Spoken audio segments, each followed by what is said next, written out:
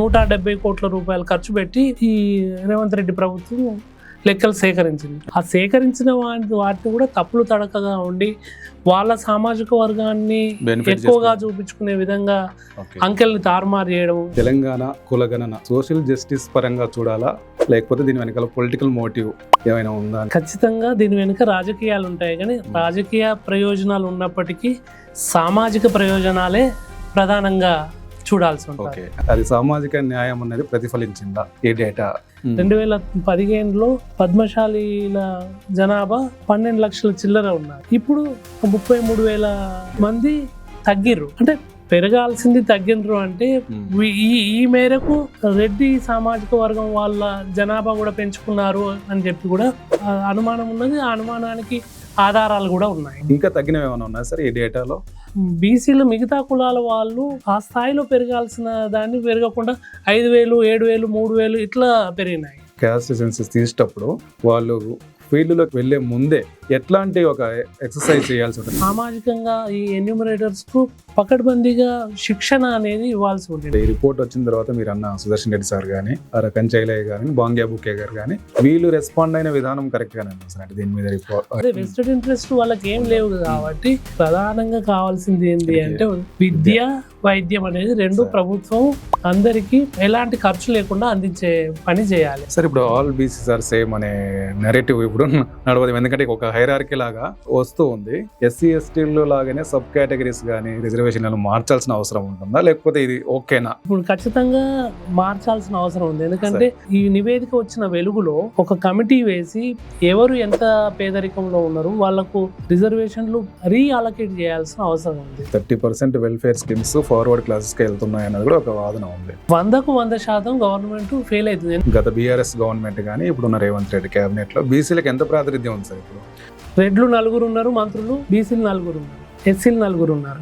56% ఉంటే 16-18 మంది మంత్రులు అయ్యేందుకు దాంట్లో అంటే 9 మంది ఉండాలి. బీసీ గొంతుకను వినిపించే విధంగా నాయకత్వం లోపించిందా తెలంగాణలో? ఖచ్చితంగా నాయకత్వ లోపం ఉన్నది. ఈవెన్ ఎస్సీ ఎస్టీల డేటా కూడా బీసీలతో పోలిస్తే 3 రెట్లు ఇంకా వాళ్ళు బ్యాక్వర్డ్ ఉన్నారని చెప్తోంది. 27 ఏళ్లలో పాలించింది కాంగ్రెస్ పార్టీ, ఎక్కువ పాలించింది. దాంట్లో తెలుగుదేశం పార్టీ ఉంది, బీఆర్ఎస్ ఉంది. అందరూ కూడా అప్పర్ క్యాస్ట్ ఆధిపత్యంలోని పార్టీలే. తెలంగాణ ఏర్పడిన తర్వాత కూడా చూసుకుంటే just Velama and Reddy community బాగా స్ట్రాంగ్ గా వాళ్ళ పాలిటిక్స్ నడుస్తున్నట్టుగా కనిపిస్తోంది. అంటే ఇది ఎంతవరకు తెలంగాణకు మంచిది? ఖచ్చితంగా జనాభా దామాషా మేరకు ప్రాతినిధ్యం ఉన్నప్పుడు మాత్రమే బీసీ సామాజిక వర్గాల వాళ్ళకు, ఎస్సీ సామాజిక వర్గానికి, ఎస్టీకు, ముస్లింలకు న్యాయం జరుగుతుంది.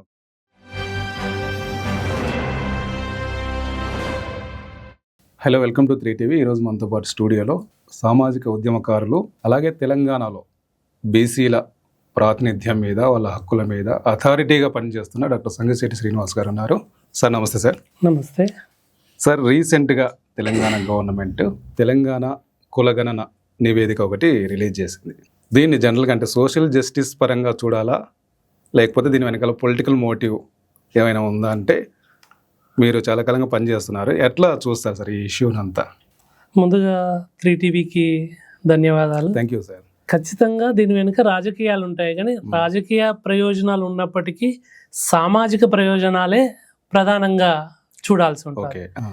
ఎందుకంటే ఈ కులగణన చేయడం వల్ల అధికారంలో ఉన్నటువంటి రాజకీయ పార్టీలకు వచ్చే అదనపు లాభం ఏం లేదు. ఎందుకంటే వాళ్ళ పార్టీలు ఇప్పుడు రెడ్ల ఆధిపత్యంలోని కాంగ్రెస్ పార్టీలో బీసీలకు ఎక్కువ ప్రాతినిధ్యం కావాలి అని చెప్పి డిమాండ్ వస్తుంది ఈ కులగణన చేయడం మూలంగా.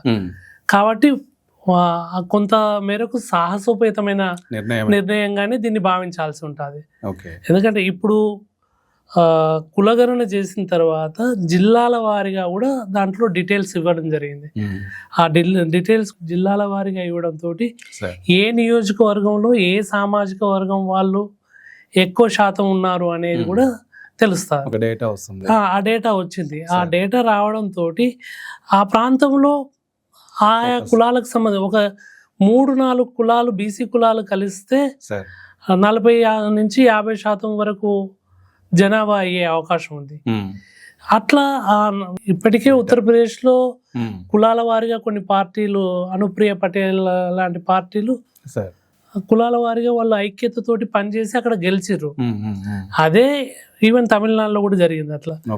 అదే తెలంగాణలో కూడా ఒక 4-5 పార్టీలు ఐక్యమై వాళ్ళు ఉమ్మడి అభ్యర్థిని నిలబెట్టినట్టయితే ఈ ఇప్పుడున్న రాజకీయ పార్టీలు అనివార్యంగా వాళ్ళకు మద్దతు ఇవ్వడమో లేదా వాళ్ళకు ఆ సామాజిక వర్గాలకు టికెట్లు ఇవ్వడమో చేయాల్సి ఉంటుంది.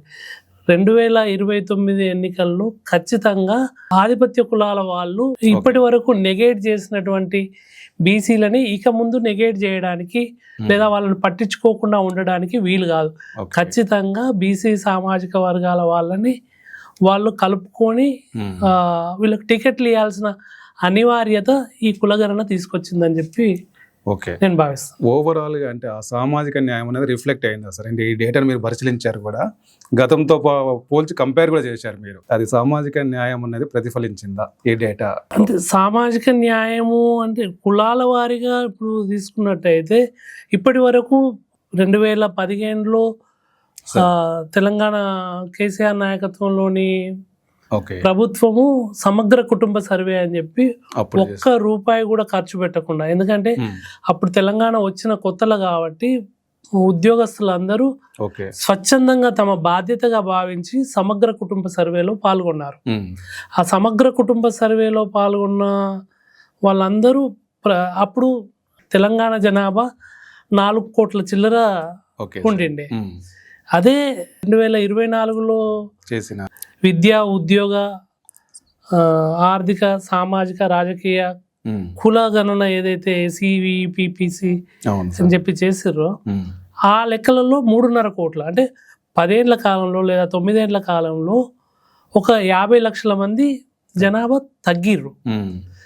నిజానికి 9 ఏళ్లలో ఇంకా జనాభా పెరగాలి, కానీ తగ్గిర్రు అంటే దాంట్లో ఏదో కావాలని చెప్పి మతలబు ఏదో చేసిర్రు అని చెప్పి ఖచ్చితంగా అనుమానం అయితే ఉన్నది. ఎందుకంటే 2015లో పద్మశాలీల జనాభా 12 లక్షల చిల్లర ఉన్నది.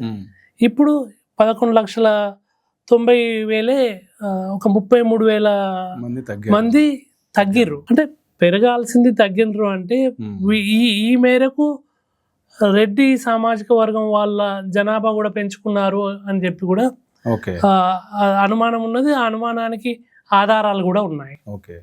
ఓసీలల్లో అత్యధికంగా రెడ్లే ఉన్నారు అని చెప్పి చెప్పడం ద్వారా మేమే ఎక్కువ జనాభా ఉన్నాము, ఆ జనాభా తోటి మాకే ఎక్కువ సీట్లు రావాలి ఓసీలల్లా అని చెప్పి ఒక నెరేటివ్ ని బిల్డప్ చేస్తారు. ఎందుకంటే వాళ్ళకు ప్రధాన ప్రత్యర్థి వెలమలు 1%, 1.5% ఉన్నారు కాబట్టి వెలమల కంటే మేమే ఎక్కువ ఉన్నాము, ఓసీలకు అధికారం ఇవ్వాల్సి వస్తే మాకే ఇవ్వాలి అని చెప్పి ఒక నరేటివ్ బిల్డప్ చేస్తా ఉన్నారు. ఇప్పుడు జనాభా తగ్గిందన్నారు మీరు, పద్మశాలీల నంబర్ కూడా తగ్గిందన్నారు, ఇంకా తగ్గినవి ఏమైనా ఉన్నాయి సార్ ఈ డేటాలో? అట్లా తగ్గించి చూపించి అంటే ఈ పద్మశాలీలదేమో తగ్గింది. నీకు బీసీలు మిగతా కులాల వాళ్ళు ఆ స్థాయిలో పెరగాల్సిన దాన్ని పెరగకుండా 5,000, 7,000, 3,000 ఇట్లా పెరిగినాయి. 9 ఏళ్లలో చాలా పెరగాల్సి ఉండింది. రెడ్లు నిజానికి చదువుకున్న వాళ్ళే కుటుంబ నియంత్రణ పాటిస్తారు. మరి రెడ్లల్లో అత్యధిక విద్యావంతులు రెడ్లల్లో ఉన్నారు. ఆ రెడ్లల్లో ఇంత జనాభా పెరిగింది అంటే అది కుటుంబ నియంత్రణ పాటించినట్లయితేనే అంత జనాభా పెరిగే అవకాశం ఉంది. వాళ్ళు విద్యావంతులయ్యి కుటుంబ నియంత్రణ పాటించి ఇంతమంది పెరిగిర్రు అంటే కుటుంబ నియంత్రణ పాటించకుండా లేదా తక్కువ అక్షరాస్యత శాతం ఉన్న బీసీ, ఎస్సీ, ఎస్టీల సామాజిక వర్గాల నుంచి ఇంకా ఎక్కువ జనాభా పెరగాల్సి ఉంటుండే. వీళ్ళది తగ్గింది, వాళ్ళది పెరిగింది అంటే దీంట్లో ఖచ్చితంగా అనుమాన పడేందుకు లెక్కలు అదే చూపిస్తున్నాయి అట్లా. సార్ ఇంకా దీని అక్యురసీ మీద ఇంకేమైనా డౌట్స్ ఉన్నాయా సార్ మీకు? అంటే వీటి అక్యురసీ అనేది ఖచ్చితంగా అనుమానాస్పదంగా ఉన్నాయి. వీళ్ళేమో 97% పాపులేషన్ క్రైటీరియా తీసుకొని చేసామంటున్నారు. 97% పాపులేషన్ తీసుకోవడం అంటే చాలా మంది మా ఇంటికి ఎవరు ఎన్యూమరేటర్స్ రాలేదు, మేము డీటెయిల్స్ ఇవ్వలేదు, మా డీటెయిల్స్ తీసుకోకుండానే వాళ్ళే ఫిల్ చేసుకున్నారు, లేదంటే మమ్మల్ని మా డీటెయిల్స్ ని వాళ్ళు లెక్కలోకి తీసుకోలేదు అని చెప్పి చెప్తా ఉన్నారు. చాలా వచ్చేసారు ఇట్లా, చాలా మంది మాట్లాడారు. మా ఇంటికి కులగణన ఎన్యూమరేటర్స్ రాలేదు, మేము జనాభా లెక్కలలోనే లేము, ఈ కులగణన దాంట్లోనే లేము. కాబట్టి ఎందుకంటే ఒక సెన్సస్ చట్టం ప్రకారము చేసినట్టయితే సార్ నీకు డీటెయిల్స్ ఇవ్వనట్టయితే వాళ్ళ మీద కేసు పెట్టొచ్చు, తప్పుడు డీటెయిల్స్ ఇచ్చినా కూడా కేసు పెట్టొచ్చు. ఓకే ఎందుకంటే 1948 సెన్సస్ చట్టం అట్లనే చెప్తారు. ఓకే ఓకే సార్ ఆ లెక్కల ప్రకారము అందుకే నీకు ఎన్యూమరేటర్స్ ఎవరన్నా డ్యూటీకి రాకుంటే వాళ్ళకు 3 ఏళ్ల వరకు జైలు శిక్ష వేయొచ్చు అనేది కూడా ఉన్నది. కానీ ఈ ముఖ్యంగా 2024లో చేసిన ఎన్యూమరేటర్స్ కు శిక్ష లేదు, డీటెయిల్స్ చెప్పని వాళ్ళకు పనిష్మెంట్ లేదు. ఓకే కాబట్టి ఎవరు అదేంది గుడ్డెద్దు చేళ్ళబడ్డట్టు ఓకే లెక్కలు తీస్తారు. ఓకే కాబట్టి ఆ లెక్కలని ప్రామాణికంగా తీసుకోవడానికి ఏమాత్రం ఆస్కారం లేదు. కాకపోతే ఇప్పటి వరకు 2014లో 15లో చేసినటువంటి టిఆర్ఎస్ లేదా బిఆర్ఎస్ గవర్నమెంట్ చేసిన లెక్కలలో ఆ లెక్కలు బయట పెట్టలేదు వాళ్ళు. ఓకే అవి కొన్ని మరిచినారెడ్డి హ్యూమన్ రిసోర్స్ డెవలప్మెంట్ దాంట్లో ఆ లెక్కలు కొన్ని రోజులు వెబ్సైట్లో పెట్టారు.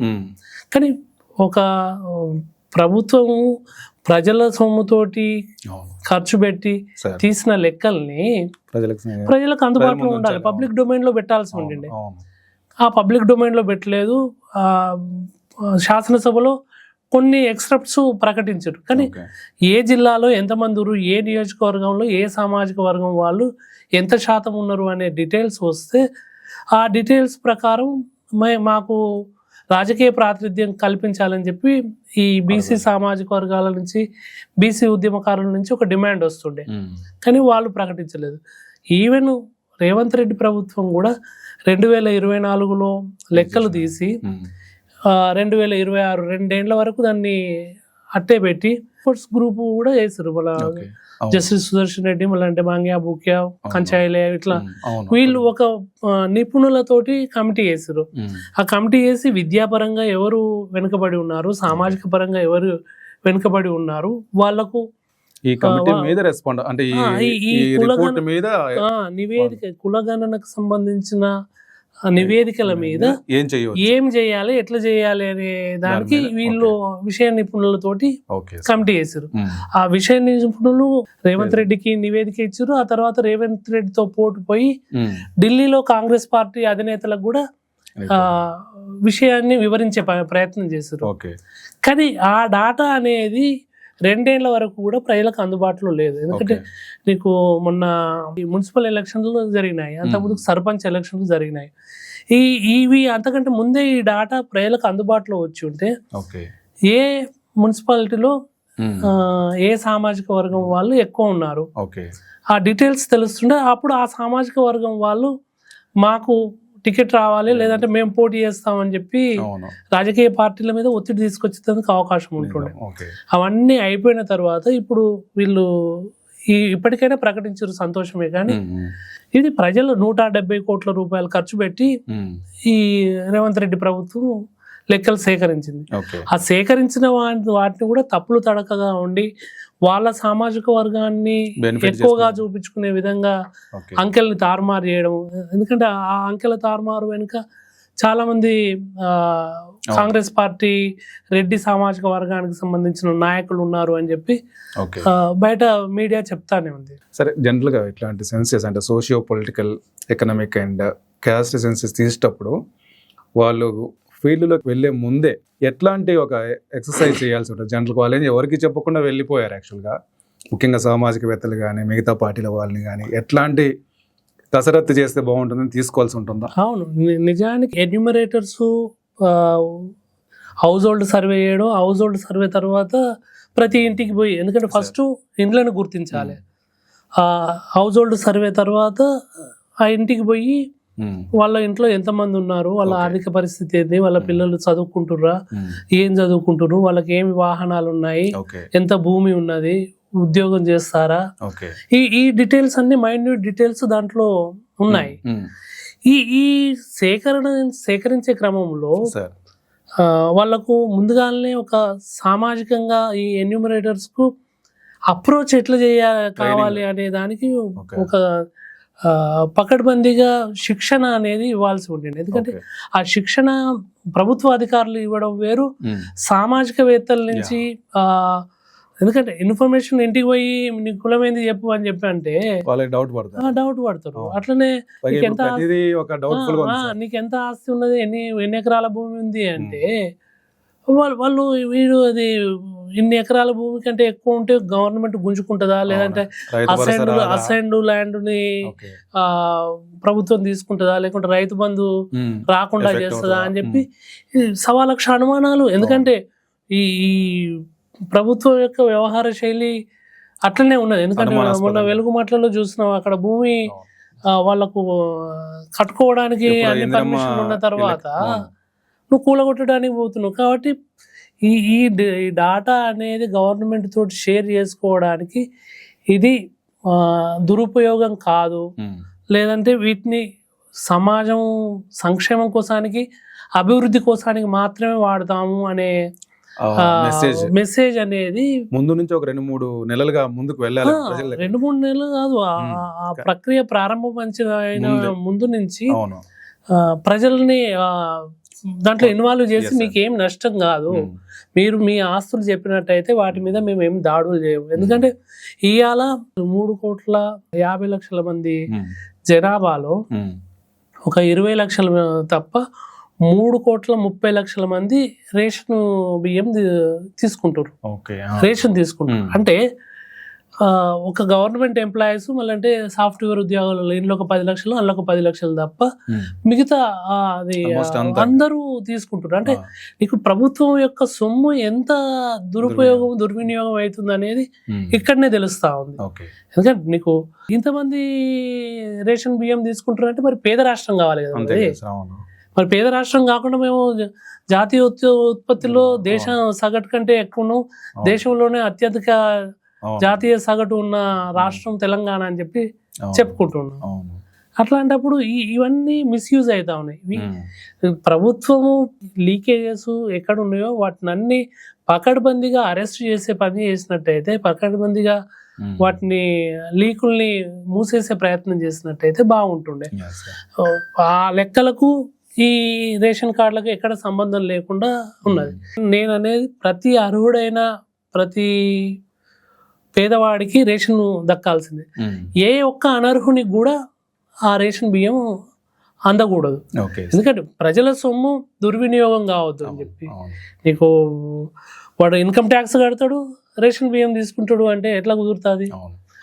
ఈ లెక్కలన్నీ ప్రజలకు ముందుగానే పోయి ప్రజలకు మీకు ఎవరికి అర్హులైన ఎవరికి నష్టం జరగకుండా చూస్తాము. మీరు కుల వివరాలు ఇచ్చినట్టయితే దాన్ని గోప్యత పాటిస్తాము. మీరు మీ కులం చెప్పకుండా ఉండొచ్చు, మతం చెప్పకుండా ఉండొచ్చు అని చెప్పి వాళ్ళు ముందుగానే మానసికంగా తయారు చేసి ఉంటే ఇవాళ 10 లక్షల మంది కంటే ఎక్కువ మంది కులరహితంగా ఉన్నాము అని చెప్పి చెప్పుకునేందుకు కూడా అవకాశం ఉంటుండే. కానీ ఆ ముందుగా ఏదైతే ప్రజల్ని థాట్ ప్రాసెసింగ్ లో ప్రజల్ని ఇన్వాల్వ్ చేయాల్సి ఉండేనో ఆ పని ప్రభుత్వం పకడ్బందీగా చేయలేదు అనేది నా అభిప్రాయం. Okay sir. ఆ తర్వాత అంటే ఈ రిపోర్ట్ వచ్చిన తర్వాత మీరు అన్న సుదర్శన్ రెడ్డి సార్ కానీ, కంచైలయ్య గానీ, బాంగ్యా బుకే గారు కానీ వీళ్ళు రెస్పాండ్ అయిన విధానం కరెక్ట్ గానే ఉంది సార్? అంటే దీని మీద అదే వెస్టెడ్ ఇంట్రెస్ట్ వాళ్ళకి ఏం లేవు కాబట్టి ఎడ్యుకేషన్ లో ఇగో ఈ సామాజిక వర్గం వాళ్ళు బాగానే ఉన్నారు. ఇప్పుడు డక్కలోళ్ళు మళ్ళంటే ముదిరాజులు వీళ్ళు కింది నుంచి 5-6 ప్లేస్లలో ఉన్నారు. వాళ్ళ అభివృద్ధికి ఏమి తీసుకుంటే బాగుంటది? ఇప్పుడు వాళ్ళకి చదువు ప్రధానంగా కావాల్సింది ఏంటి అంటే విద్య, వైద్యం అనేది రెండు ప్రభుత్వం అందరికీ ఎలాంటి ఖర్చు లేకుండా అందించే పని చేయాలి. కానీ ఆ పని అప్పటి ప్రభుత్వం చేయలేదు, ఇప్పటి ప్రభుత్వం కూడా చేయట్లేదు. ఇప్పటి ప్రభుత్వం దగ్గర లెక్కలు ఉన్నాయి. నీకు ముదిరాజులు 26 లక్షల మంది ఉన్నారు. 26 లక్షల మంది కింది నుంచి పేదరికంలో లేదంటే సామాజికంగా వెనుకబడ్డ వర్గాలలో కింది నుంచి 5వ స్థానంలో ఉంది. అంటే చాకలోళ్ళు, డక్కలోళ్ళు, ఈ మన ముదిరాజులు ఉన్నారు. కానీ ఒక రాష్ట్రంలో 26 లక్షల మంది, ఒక 13% మంది ప్రజలు పేదరికంలో ఉన్నారు అంటే వాళ్ళ అభివృద్ధి కోసానికి పకడ్బందీగా నువ్వు ప్రణాళికలు తయారు చేయాలి. నీకు నల్గొండ జిల్లాలో ఉన్నారా, లేకుంటే వాళ్ళు ఏ జిల్లాలో ఉన్నారో చూసి, ఏ నియోజకవర్గంలో ఉన్నారో చూసి సార్ వాళ్ళ అభివృద్ధి కోసం లెక్కలు అది ప్రణాళికలు తయారు చేయాలి. అట్లా కాకుండా మేము 119 నియోజకవర్గాలలో అందరికీ 200 కోట్లు పెట్టి మేము బిల్డింగ్లు కట్టిస్తాం అని చెప్పి పాఠశాలల బిల్డింగ్లు కట్టిస్తాం. ఈ బిల్డింగ్లు కట్టిస్తే అందులో చదువు చెప్పి సార్లు లేనప్పుడు అదేమి ఉపయోగపడేది కాదు కదా. ఇప్పుడైతే ఫీజు రియంబర్స్మెంట్ హైకోర్టు మొట్టికాయలు వేసి అయినా కూడా ప్రభుత్వంలో చలనం లేదు. ప్రజల దగ్గర నుంచే అది విద్యార్థుల దగ్గర నుంచే విద్యా సంస్థలు డబ్బులు వసూలు చేసుకొని తర్వాత గవర్నమెంట్ ఇస్తే వాళ్ళకి రియంబర్స్ చేయండి అని చెప్పి చెప్తారు. అంటే ఇది పేదవాళ్ళ విద్యా హక్కుని నాశనం చేయడమే. ఈ పనిని అట్లా నాశనం చేయకుండా వాళ్ళకు ఎక్కడ అవసరం ఉన్నదో అక్కడ అవసరం ఉన్న ఏ సామాజిక వర్గానికి అవసరం ఉందో వాళ్ళకు విద్యా వసతులు వైద్య వసతులు ప్రభుత్వం కల్పించాల్సిన కనీస బాధ్యత.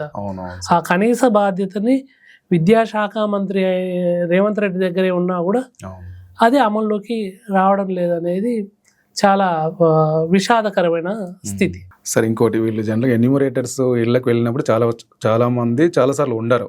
వీళ్ళంతకు వీళ్ళే రాసేసే ఆ సెల్ఫ్ రిపోర్టింగ్ డేటా అనేది చాలా ఎక్కువ ఉందని ఒక కంప్లైంట్ కూడా ఉంది దీంట్లో.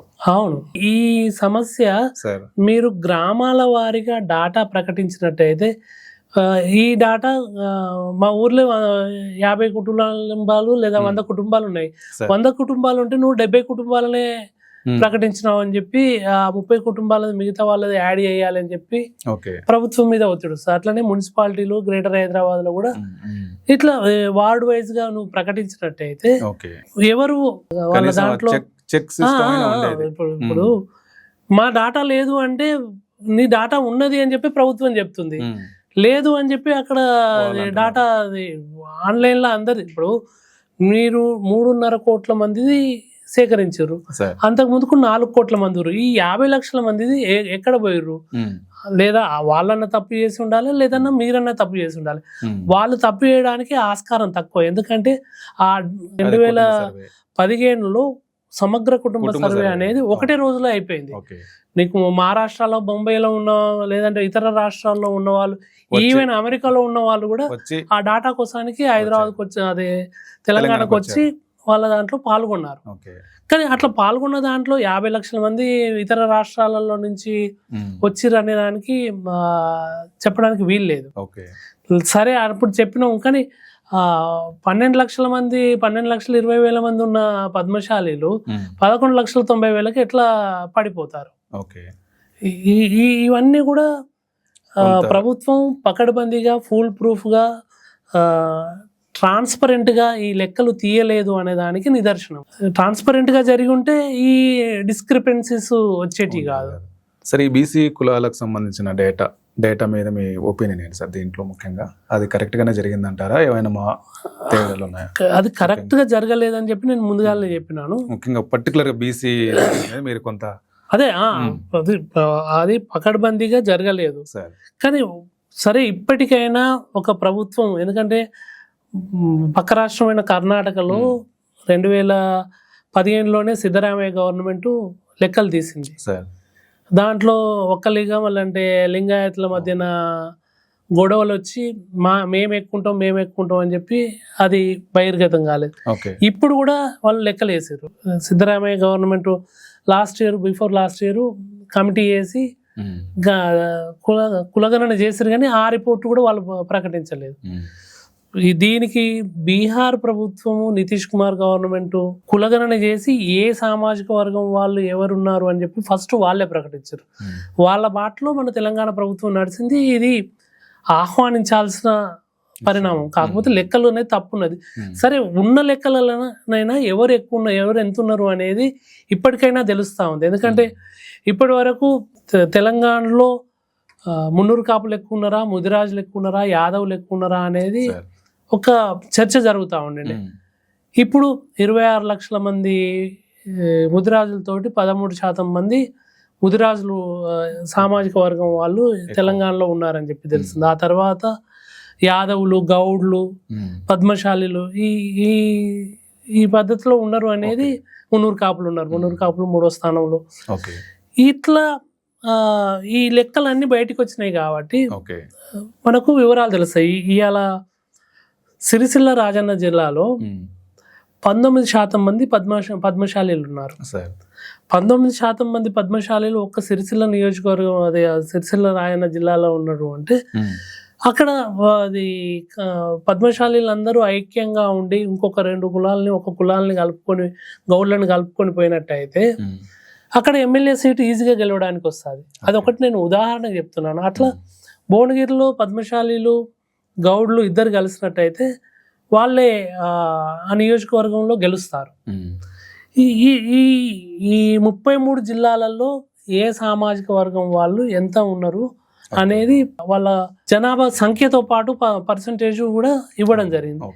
అయితే ఈ లెక్కలు బయటకి ఇప్పటికైనా ఈ లెక్కలు బయటకు వచ్చినాయి కాబట్టి బీసీ ఉద్యమకారులు ఆయా నియోజకవర్గాల స్థాయిలో ఒక్కటయ్యే అవకాశం ఉంది. ఎందుకంటే దళితులు వాళ్ళ జనాభా ప్రకారం 17% మంది ఉన్నారు, మాలలు మాదిగలు కలిసి. వాళ్ళు ఏ నియోజకవర్గంలో ఎక్కువ ఉన్నారు అనేది వాళ్ళ నియోజకవర్గాలు రిజర్వ్డ్ అయినవి కాకుండా నాన్ రిజర్వ్డ్ నియోజకవర్గాల్లో ఎంతమంది ఉన్నారు, వాళ్ళ దళితులు బీసీలు కలుపుకొని ఇండిపెండెంట్గా పార్టీలకు అతీతంగా ఇండిపెండెంట్గా ఒక్కటయ్యే అవకాశం ఉందా?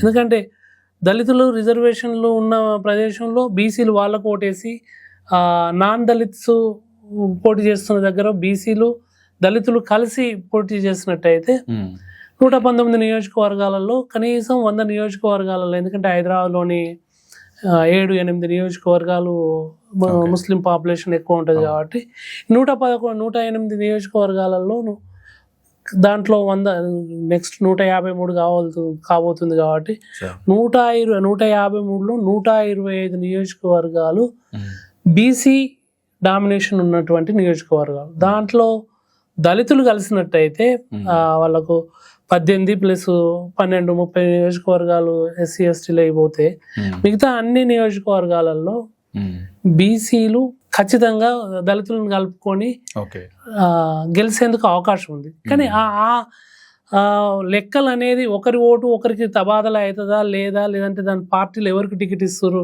ఎందుకంటే పార్టీలు బీసీలకు టికెట్లు ఇచ్చినట్టయితే అక్కడ మిగతా ఉద్యమకారులు పోటీ చేస్తే ఆ ఓట్లు ట్రాన్స్ఫర్ కావడం, లేదంటే వాళ్ళలా ఖర్చు పెట్టడం, ఇవన్నీ దాంట్లో ఉంటాయి. కాబట్టి ఈ లెక్కలు భవిష్యత్తులో 2029లో జరగబోయే ఎన్నికలకు ప్రధాన భూమిక పోషిస్తాయి. కులాల ఐక్యతను, కులాల వారిగా విభజన, ఇవన్నీ కూడా డేటా ఉంది. ఈ డేటా అనేది ఒక రెవల్యూషన్ ఖచ్చితంగా తీసుకొస్తుందని చెప్పి భావించవచ్చు.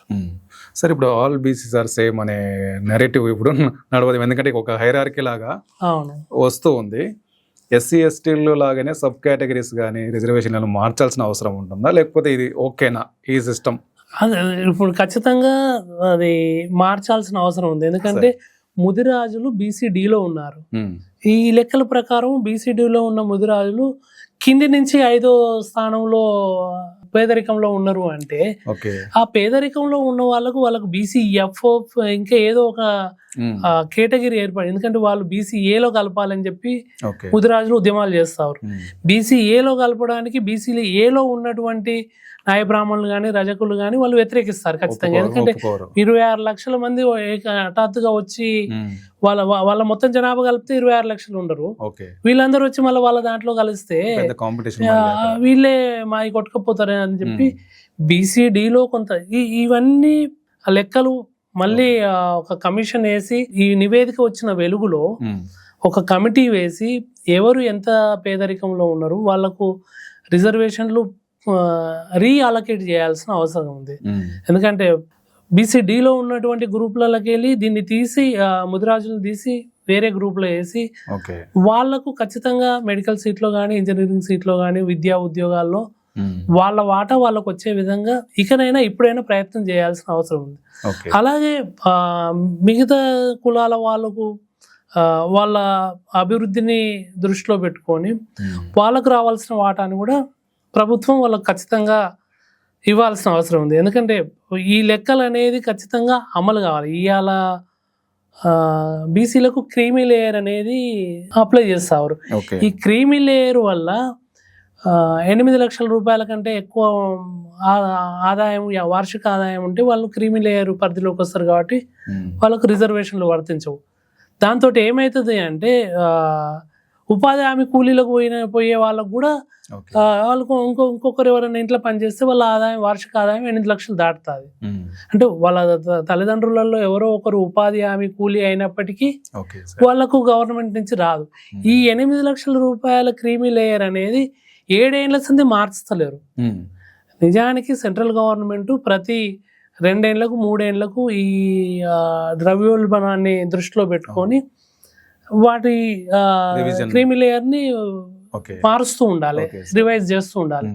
కానీ రివైజ్ చేయకుండా 8 ఏళ్ల నుంచి అట్లనే ఉండి బీసీలకు రావాల్సిన ఉద్యోగాల్ని వాళ్ళు అడ్డుకుంటారు. ఎందుకంటే వాళ్ళ దాంట్లో కుట్ర కూడా ఉంది. ఎందుకంటే నాట్ ఫౌండ్ సూటబుల్ క్యాండిడేట్ అని చెప్పి చెప్తా ఉంటారు. ఎందుకంటే ఇంటర్వ్యూ బోర్డులో ఉండేవాళ్ళు, ఇంటర్వ్యూలలో ఆధిపత్యం అదంతా కూడా బ్రాహ్మణ ఆధిపత్యం లేదంటే అప్పర్ క్యాస్ట్ వాళ్ళ ఆధిపత్యం ఉంటుంది.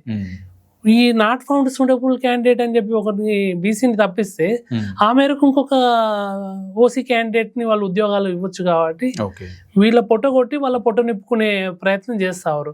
దాంట్లో భాగంగానే ఈ నాట్ ఫౌండ్ సూటబుల్ వస్తుంది. అట్లనే ఈ బీసీలకు క్రీమీ లేయర్ అనేది పెడతా ఉన్నారు.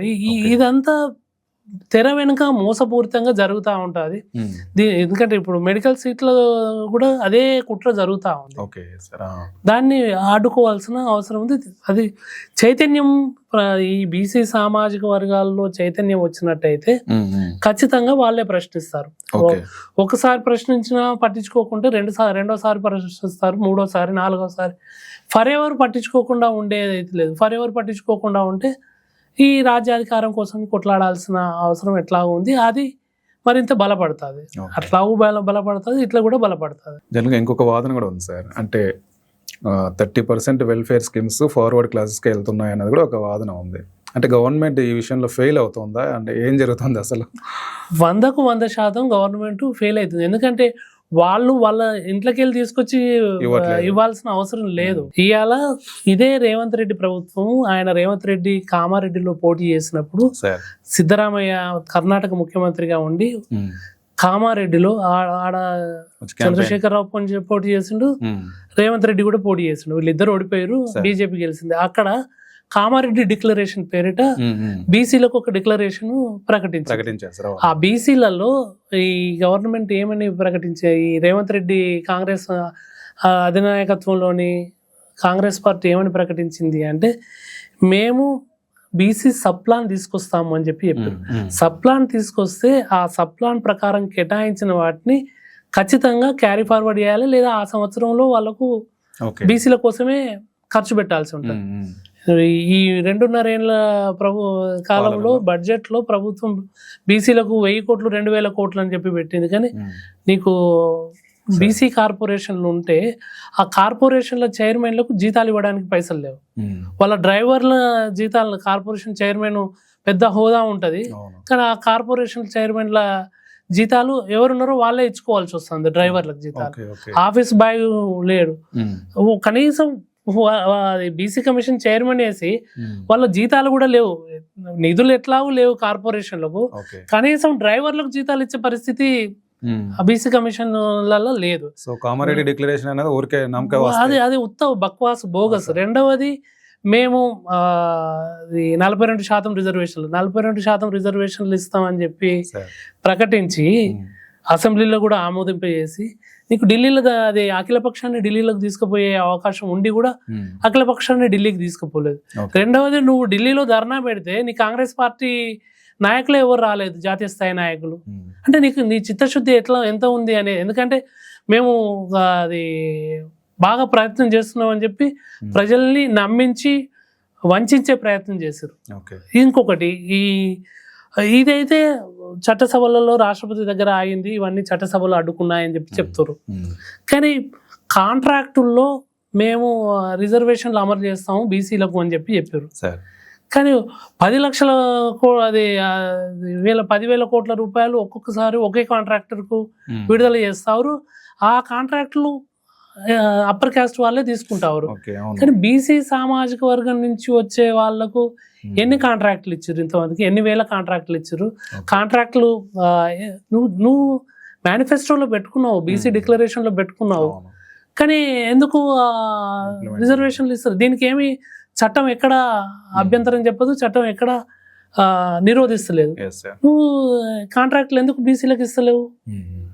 నీ చిత్తశుద్ధి లోపం. ఎంతసేపు రెడ్లు బాపనోళ్ళు మళ్ళంటే అప్పర్ కాస్ట్ వాళ్ళు అందరు కలిపి వాళ్ళ పొట్ట నింపుకొని వీళ్ళ పొట్ట కొట్టడమే తప్ప వీళ్ళ పట్ల ఆ పార్టీకి చిత్తశుద్ధి లేదు, ఈ పార్టీకి చిత్తశుద్ధి లేదు.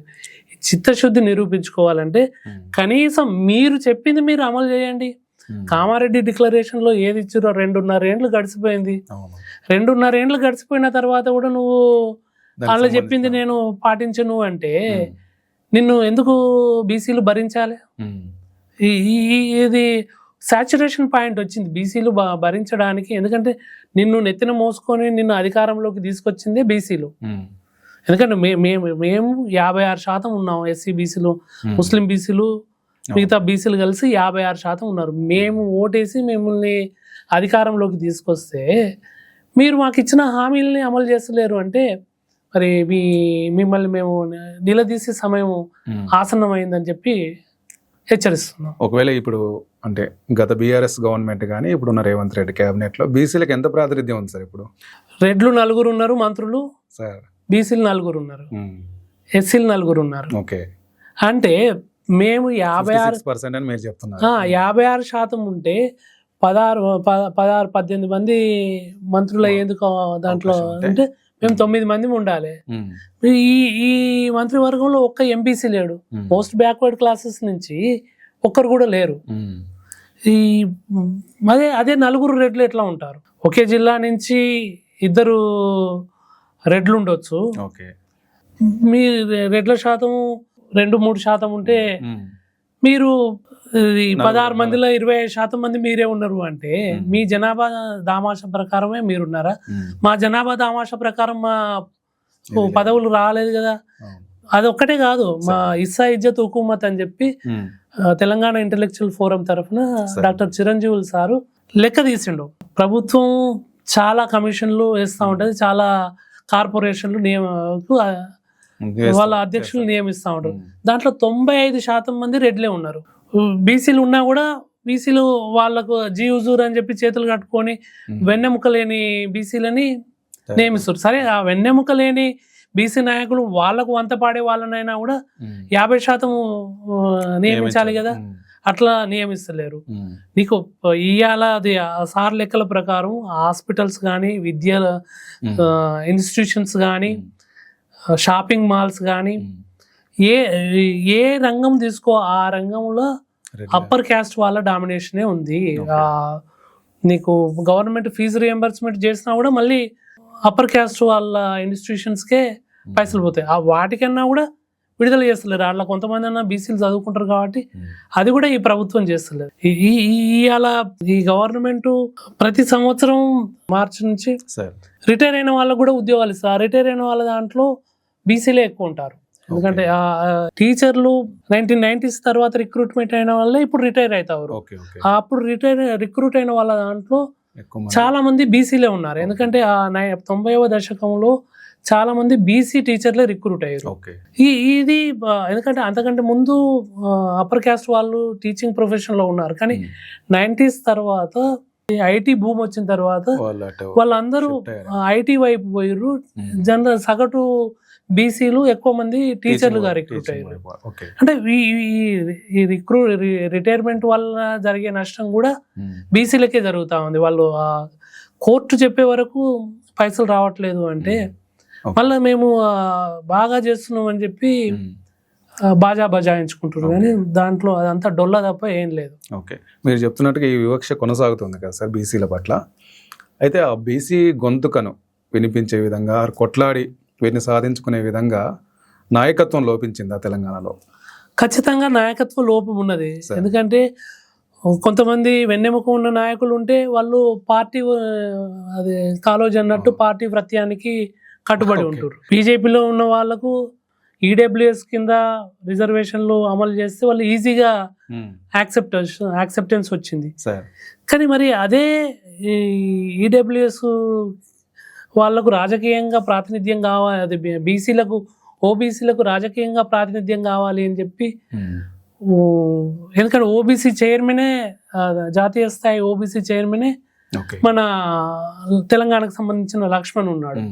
ఆయన అంతకుముందుకు ఏమన్నాడు, కులగణన చేయాల్సిన అవసరం లేదు అని చెప్పి ఒక అజ్ఞానంగా మాట్లాడిండు.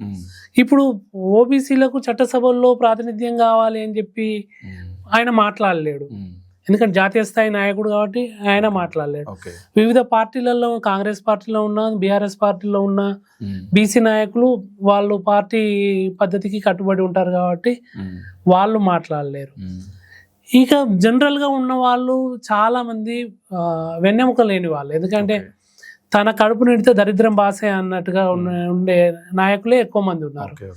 వీళ్లకు బీసీల చాలా మంది అట్లా ఉన్నారు. ఏదో 1%, 2% మంది నియతిగా పనిచేస్తున్న వాళ్ళు. వీళ్ళు ఎందుకంటే వీళ్ళు ఏదైనా మీటింగ్ పెట్టాలన్నా కూడా మళ్ళీ పోయి ఆ రెడ్డి దగ్గరనే పైసలు తెచ్చుకొని వచ్చి మీటింగ్ పెడతారు. రెడ్ల దగ్గర పైసలు తీసుకొచ్చుకొని మీటింగ్ పెడితే రేపు వాడు రెడ్డి నువ్వు సిట్ అంటే వాడు సిట్ అంటే నువ్వు సిట్ అయిన కూర్చుంటావు, వాడు ఉట్టు అంటే లేస్తావు. అంటే వాడి మాట ప్రకారమే సిట్టు ఉంటుంది తప్ప నీ వెన్నెముకతోటి నువ్వు పని చేయలేవు.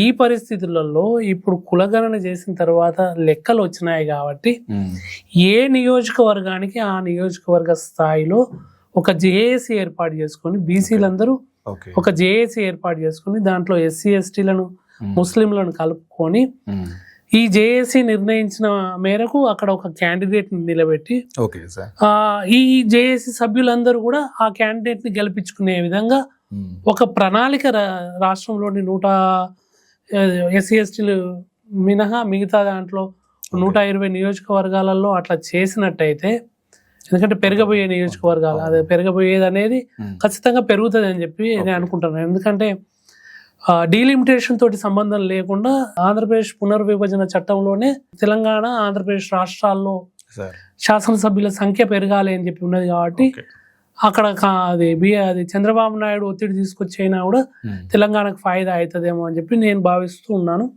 అట్లా 120 నియోజకవర్గాలలో నియోజకవర్గ స్థాయిలో జేఏసీలు ఏర్పాటు చేసుకుని, మనకు జేఏసీల అనుభవం ఉన్నది, ఆ జేఏసీలు ఏర్పాటు చేసుకుని ఆ జేఏసీ తరఫున ఏదో ఒక క్యాండిడేట్ ని నిలబెట్టి ఆ క్యాండిడేట్ ని, ఎందుకంటే ఆ క్యాండిడేట్ అధిక పార్టీ సభ్యుడు, రాజకీయ నాయకుల సభ్యుడైనా అయి ఉండే అవకాశం ఉంది. ఎందుకంటే గెలవడం అనేది ప్రధానం కాబట్టి పార్టీ తరఫున ఎందుకంటే నిధులు పార్టీకి ఎక్కువ ఉంటాయి కాబట్టి ఒకవేళ గెలవలేము అనుకుంటే పార్టీ తరఫున ఎవరు నిలబడితే వాళ్ళకు ఎటు తిరిగి ఆ నియోజకవర్గంలో జేఏసీ ఒక క్యాండిడేట్ ని నిలబెట్టి లేదా నిలబడ్డ క్యాండిడేట్ కి మద్దతు ప్రకటించి 120 నియోజకవర్గాలలో బీసీ సామాజిక వర్గం నుంచి క్యాండిడేట్లు వచ్చినట్టయితే అప్పుడు ఈ ఆధిపత్య కులాల వాళ్ళకు చెక్ పెట్టేందుకు అవకాశం ఉంటుంది. ఇది కొంచెం కష్టసాధ్యమైన పనే, ఎందుకంటే ఇది ఒక ప్రయోగం చేయాల్సిన అవసరం ఉంది. ఓకే సార్, మీరు ఇప్పుడు ఒక బ్రాడ్ బేస్డ్ జేఏసీ ఎస్సీ ఎస్టీలని కలుపుకొని అని చెప్తున్నారు. ఈవెన్ ఎస్సీ ఎస్టీల డేటా కూడా బీసీలతో పోలిస్తే 3 రెట్లు ఇంకా వాళ్ళు బ్యాక్వర్డ్ ఉన్నారని చెప్తోంది. అంటే ఎగ్జిస్టింగ్ పాలసీస్ అన్ని ఫెయిల్ అయ్యాయా?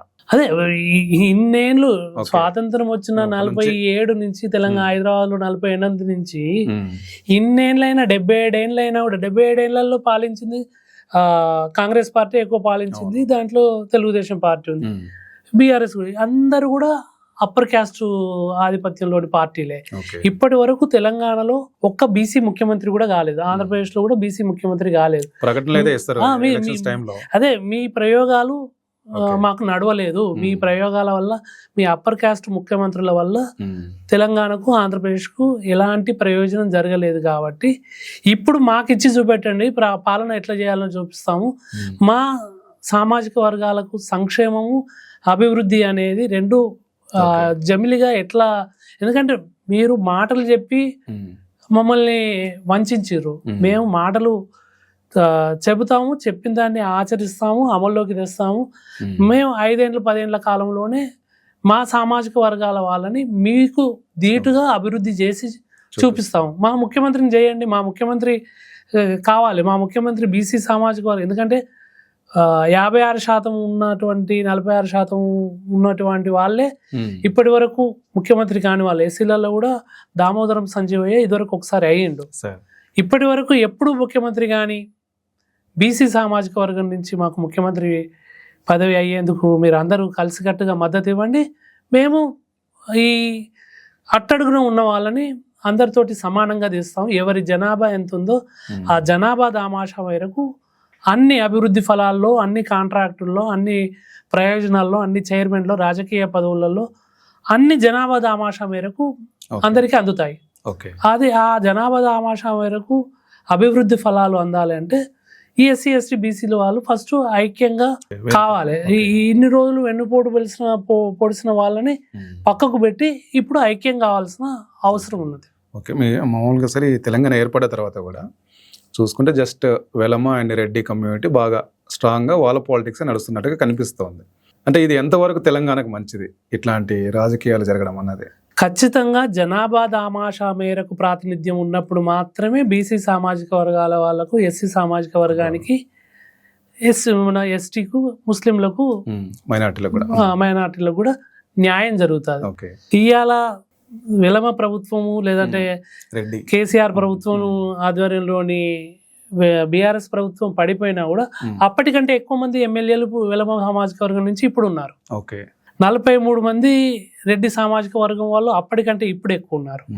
నీకు ఇదే కాంగ్రెస్ పార్టీ ఎన్నికలకు ముందు మేము ప్రతి పార్లమెంటు నియోజకవర్గం నుంచి 2 బీసీ ఎమ్మెల్యేలకు టికెట్లు ఇస్తాము అని చెప్పి ప్రకటించారు. అట్లా టికెట్లు ఇచ్చినట్టయితే 50 మందికి టికెట్లు బీసీలకు దక్కేటి. కానీ 50 మంది బదులు కాంగ్రెస్ పార్టీ 23 మందికి ఇచ్చారు. ఆ 23 మందిలో 4 ఓల్డ్ సిటీ నుంచి ఉన్నారు. ఓల్డ్ సిటీలో గెలవరు అని చెప్పి ఖచ్చితంగా తెలుసు. అంటే నువ్వు ఇచ్చింది 19 సీట్లు, 19 సీట్లలో మెజార్టీ గెలిచారు. అంటే నువ్వు టికెట్లు ఇవ్వడానికి సిద్ధంగా లేకుండా నోట్లే మట్టి కొట్టి మేము అభివృద్ధి చేస్తాం మిమ్మల్ని అని చెప్పి అంటే వండే కాడ నువ్వు ఉంటావు, వడ్డించే కాడ నువ్వు ఉంటావు, మేము చెప్ప పట్టుకొని నిలబడాలా? ఎందుకంటే మాకు ఆకలి అయితే మాకు ఏది అవసరం ఉన్నదో మేము వండుకుంటాము, ఏం కూర కావాలనో ఏం వండుకోవాలో మేము వండుకుంటాము. వండేది నువ్వు, వడ్డించేది నువ్వు, ప్లేట్ పట్టుకొని మేము నిలబడాలా నీ దగ్గర? అది అవసరం లేదు. మేమే వండుకుంటాము, మేమే పంచుకుంటాము.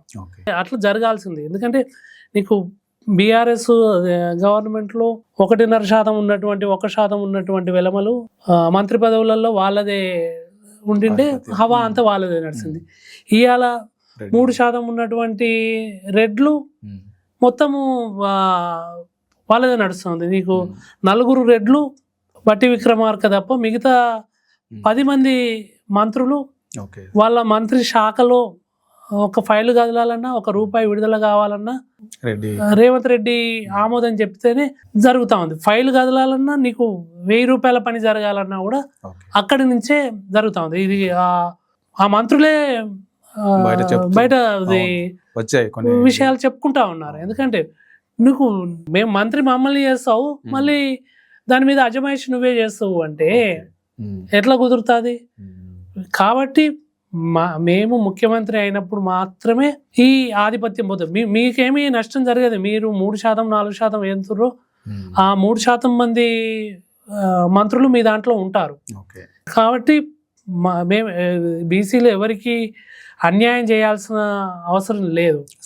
ఎందుకంటే ఇంకొక 100 ఏళ్ళు బీసీలు ముఖ్యమంత్రి అయినా కూడా వాళ్ళతోటి సమానంగా మా ప్రాతినిధ్యం ఉండదు.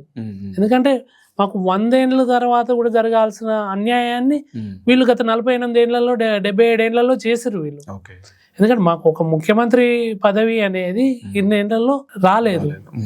ఇది సిగ్గుపడాల్సిన అవసరం కదా. ఒక జాతీయ పార్టీ మన రాహుల్ గాంధీ ఢిల్లీలో న్యాయ భాగీదారీ సమ్మేళనం అని చెప్పి ఏర్పాటు చేసి మేము బీసీలకు ఇన్నేళ్ళు అన్యాయం చేసినాము, బీసీలను పట్టించుకోలేదు, ఇక ముందు బీసీలని పట్టించుకుంటాము, బీసీలకు అన్యాయం జరగకుండా చూస్తాము అని చెప్పి అన్నారు.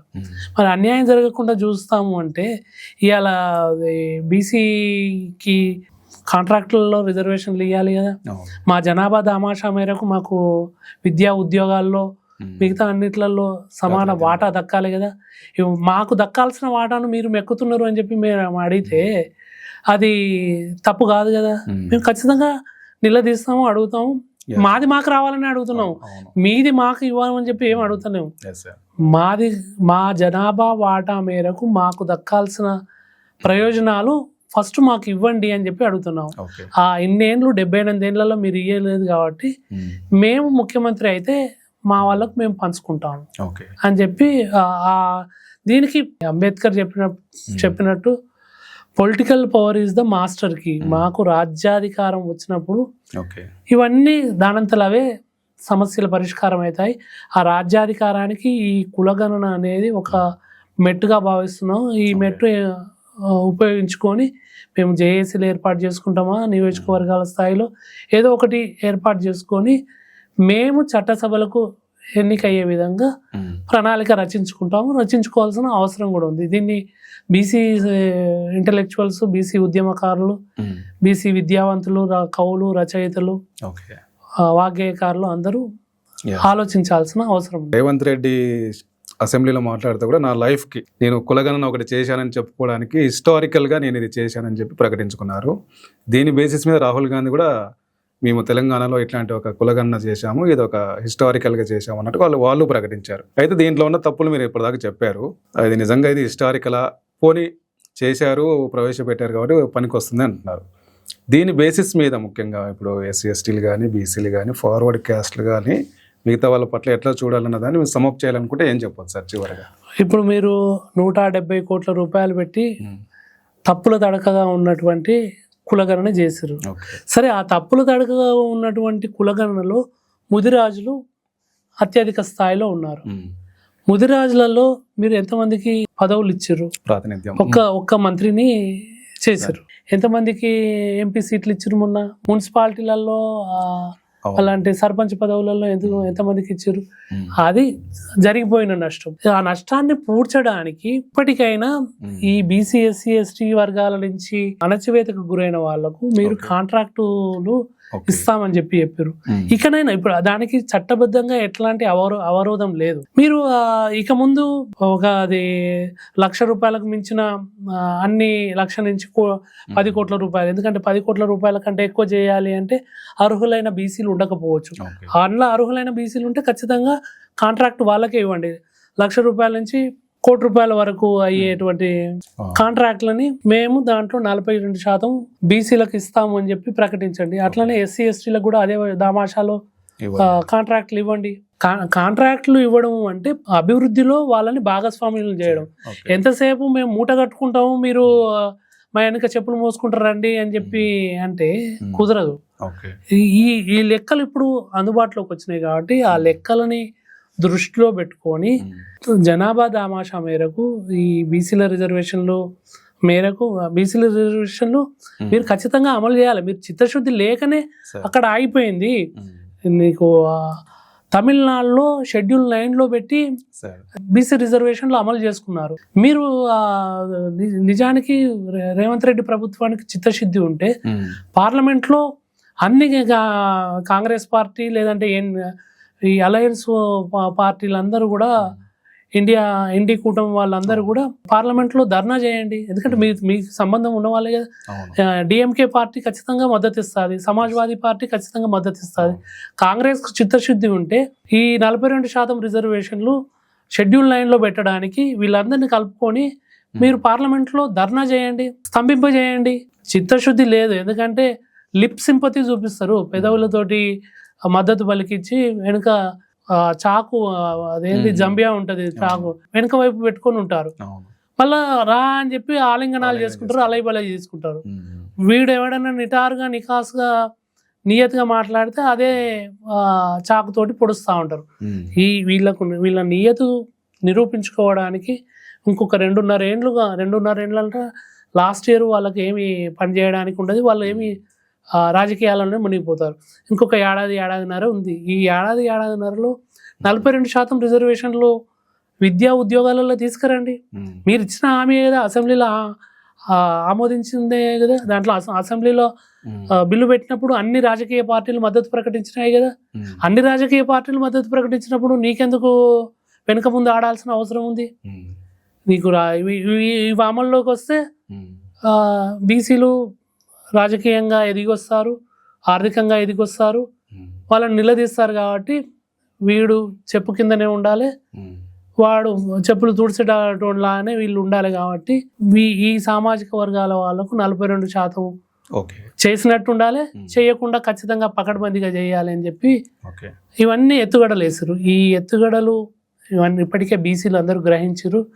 అవన్నీ మేము పుస్తకాల ద్వారా, రచనల ద్వారా ప్రజలను చైతన్యవంతులు చేస్తా ఉన్నాం. బీసీని ఈ చైతన్యవంతులైన వాళ్ళు ఖచ్చితంగా వచ్చే ఎన్నికల్లో వాళ్లకు జ్ఞానోదయం కలిగిస్తారు. మేము చేసిన అన్యాయానికి ఇంత మూల్యం చెల్లించాల్సి వస్తుందా అని చెప్పి వాళ్ళు దిమ్మ తిరిగే జవాబుని బీసీల నుంచి ఎదుర్కోబోతున్నారు. Okay sir, thank you so much. చాలా విషయాలు చెప్పారు.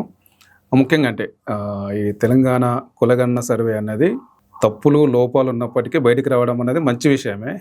ముఖ్యంగా ఈ కులగణన సర్వేని ఆధారంగా చేసుకొని దళితులు కానీ బీసీలకు జరుగుతున్న అన్యాయాన్ని కానీ ఆ ప్రాతినిధ్యం తగ్గిపోవటాన్ని కానీ గవర్నమెంట్ గుర్తించి వాళ్ళకి దక్కాల్సిన పాలసీస్ని కానీ ప్రాతినిధ్యాన్ని కానీ కరెక్ట్ చేయవలసిన బాధ్యత, అభివృద్ధి కార్యక్రమాల్లో వీళ్ళని ఇన్వాల్వ్ చేయాల్సిన బాధ్యత గవర్నమెంట్ మీద ఉంది. అట్లాగే ఏది ఊరికే రాదు కాబట్టి దళిత సంఘాలకు సంబంధించిన వాళ్ళు కానీ బీసీ క్యాస్ట్కి సంబంధించిన వాళ్ళు, బీసీల లీడర్స్ కానీ కొట్లాడి సాధించుకోవాల్సిన అవసరం అయితే ఉందంటున్నారు. దానికోసం అవసరమైతే ఒక బ్రాడ్ బేస్డ్ జీఏసీ కూడా ఏర్పాటు చేసుకుంటే బాగుంటుందని సంగశెట్టి శ్రీనివాస్ సార్ చెప్తున్నారు. Sir thank you sir, thank you so much. Thank you sir.